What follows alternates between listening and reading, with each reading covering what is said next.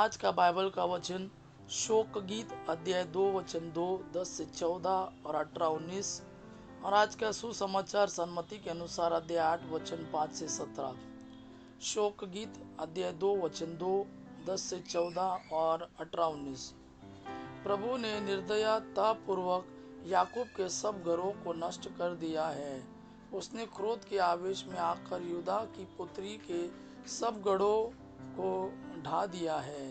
उसने उसके राज्य और उसके शासकों को अपमानित किया और मिट्टी में मिला दिया है। सियोन के नेता मौन होकर धरती पर बैठे हैं, अपने सिर पर धूल डाले, टाट के कपड़े ओढ़े। यरूशलेम की कुमारियां सिर झुकाए बैठी रहती है। मेरी आंखें आंसू बहाते बहाते बुझ गई है। अपनी प्रजा की पुत्री के घाव के कारण मेरी अंतड़ियां ऐंठ रही है। मेरा हृदय पिघलता है जब बालक और दूध मुहे बच्चे नगर की गलियों में मूर्छित हो जाते हैं। वे अपनी माताओं से पूछते हैं, रोटी कहाँ है? वे घायलों की तरह नगर की गलियों में बेहोश हो जाते हैं और अपनी माता की गोद में प्राण त्याग देते हैं। यरूशलेम की पुत्री, मैं तुम्हारी तुलना किससे करूं? तुम किसके सदृश हो? सियोन की पुत्री, तुम्हें कौन बचा सकता और सांत्वना दे सकता है? क्योंकि तुम्हारी विपत्ति समुद्र की तरह पार है। तुम्हें कौन स्वस्थ करेगा? तुम्हारे नबियों ने तुम्हें असत्य और भड़कीले दृश्य दिखाए।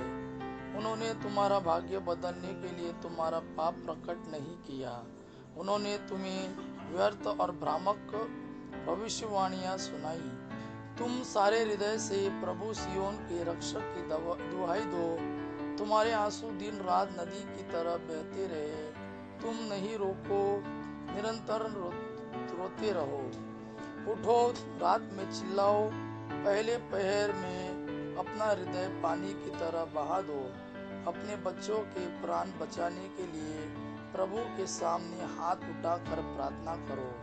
वे गलियों के नुक्कड़ों पर भूख के कारण बेहोश पड़े हैं। आज का सुसमाचार सन्मति के अनुसार अध्याय 8 वचन 5 से 17।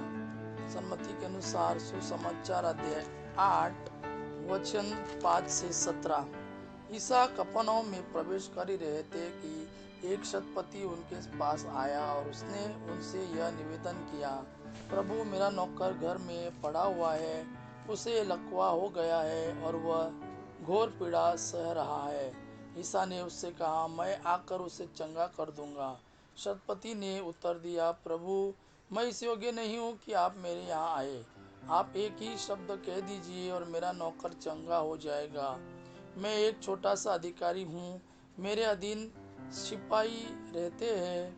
जब मैं एक से कहता हूँ जाओ तो वह जाता है, और दूसरे से आओ तो वह आता है, और अपने नौकर से यह करो तो वह यह करता है। ईसा यह सुनकर चकित हो गए और उन्होंने अपने पीछे आने वालों से कहा, मैं तुम लोगों से यह कहता हूँ, इज़राइल में भी मैंने किसी में इतना दृढ़ विश्वास नहीं पाया। मैं तुमसे कहता हूँ, बहुत से लोग पूर्व और पश्चिम से आकर इब्राहिम, इसहाक और याकूब के साथ स्वर्ग राज्य के भोज में सम्मिलित होंगे, परंतु उस राज्य की प्रजा को बाहर अंधकार में फेंक दिया जाएगा। वहाँ वे लोग रोएंगे और दांत पीसते रहेंगे। शतपति ने से ईसा ने कहा, जाइए, अपने जैसा विश्वास किया वैसा ही हो जाए। और उस घड़ी उसका नौकर चंगा हो गया। पेतरुस के घर पहुंचने पर ईसा को पता चला कि पेतरुस की सास बुखार में पड़ी हुई है। उन्होंने उसका हाथ स्पर्श किया और उसका बुखार जाता रहा और वह उठकर उनके सेवा सत्कार में लग गई। संध्या होने पर लोग बहुत से अब्दूतग्रस्तों को ईसा के पास ले आए। ईसा ने शब्द मात्र से अब्दूतों को निकाला और सब रोगियों को चंगा किया। इस प्रकार नबी ईसायास का यह कथन पूरा हुआ, उसने हमारी दुर्बलताओं को दूर किया और हमारे रोगों को अपने ऊपर ले लिया। यह प्रभु का वाणी है। प्रभु को धन्यवाद। अबा पिता की महिमा और पुत्र यीशु का प्रेम आप पर सदा सर्वदा बना रहे। आमीन।